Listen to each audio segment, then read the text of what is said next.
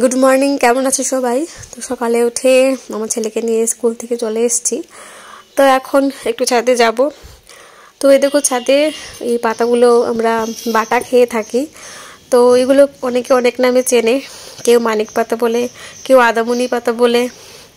তো এগুলো পেটের জন্য খুবই ভালো, এই পাতাগুলো বাটা খাওয়া যায়।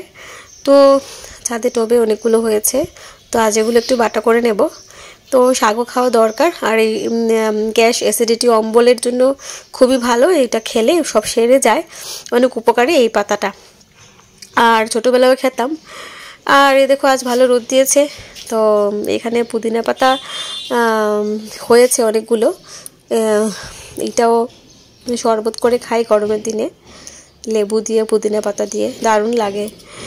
আর শিবরাত্রিতে চলেই এলো, তো এই গাছটাতে গরম দিনেই মানে সামারেই ফুল ফোটে, এখন আবার ফুটছে, দেখো কালারটা কত সুন্দর। তো ডাল ভেঙে লাগিয়েছিল, হয়ে গেছে।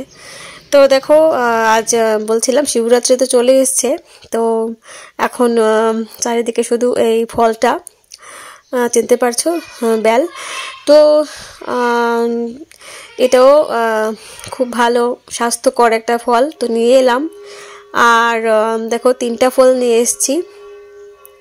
তো শিবরাত্রির আগে আর সংযম করলে মাছ মাংস খাওয়া যাবে না, তো আমি এটা পুজোর জন্য আনিনি, এমনিতেই খাওয়ার জন্য এনেছি।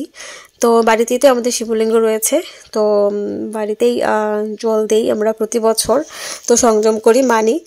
তো আর এটা এমনিতে খাওয়ার জন্য আনলাম। তাও এর আগে শিবকে নাকি এরকম ডাঁটাওয়ালা ফল দিতে হয়, মানে এই যে দেখতে পাচ্ছ ফলটাতে একটা ডাঁটা রয়েছে, এরকম আস্ত ফল নাকি দিতে হয়। তো শিবরাত্রির সময় আবার নিয়ে আসবো। তো দেখো আর আজ যেহেতু আগে সংযম করতে হবে শিবরাত্রির আগে, তো আজ একটু মাংস করে নিয়েছি। তো আর দেখো কি নিয়ে এসেছি, এটা হলো গিয়ে আমুলের আইসক্রিম। তো গরম একটু পড়তে না পড়তেই আইসক্রিম খেতে ইচ্ছে করে। তো এই আলফানসো ম্যাঙ্গোর আইসক্রিমটা আমুলের আমি প্রতি বছরই আনি, এটা আমার খুবই প্রিয়, আমার ছেলেও খুব ভালোবাসে। আর আর এই বাটারটা তো প্রয়োজনই হয়। আর নিয়ে এসেছি আমুলের এই দুধটা, চাও করা যায় এটা দিয়ে, দুধ চা কেউ খেয়ে থাকো। আর এটা দিয়ে পায়েস করব বলে এনেছি আমুলের এই দুধটা, সবসময় পাই না, আজ পেয়েছি, তো নিয়ে এলাম আমুল মতি। তো আমাদের বাড়ির সামনেই দোকান খুলেছে, তো এখানে পাওয়া যায়, তো নিয়ে এলাম আমুল মতিটা। এটা দিয়ে পায়েস করলে সবাই খুব পছন্দ করে, তো খেতেও খুব টেস্টি হয়। আর রেটও তেমন বেশি না।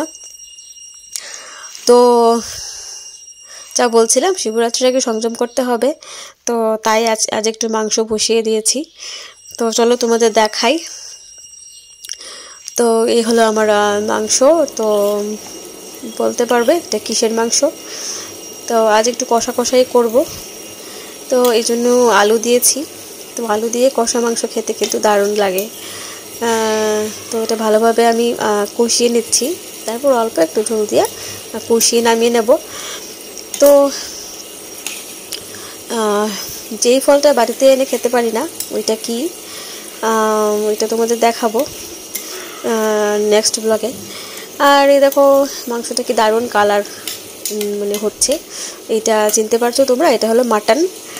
তো মাটনের যে মেটাটা থাকে ওইটা খুব ভালো বাচ্চাদের জন্য, তো এই জন্য ওদের বাবাকে বলেছিলাম বেশি করে মেটে নিয়ে আসো, তো এনেছে যতটুকু পেয়েছে।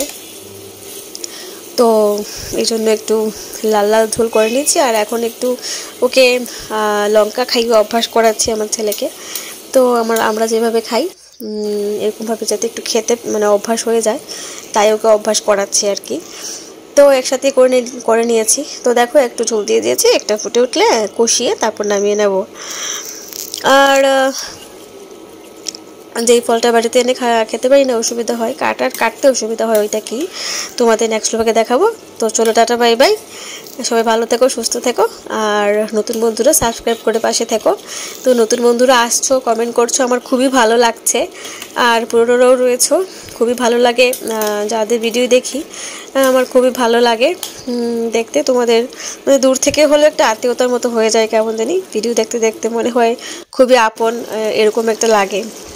তো তোমাদের এরকম হয় কিনা জানি না, আমার তো লাগে, খুবই ভালো লাগে।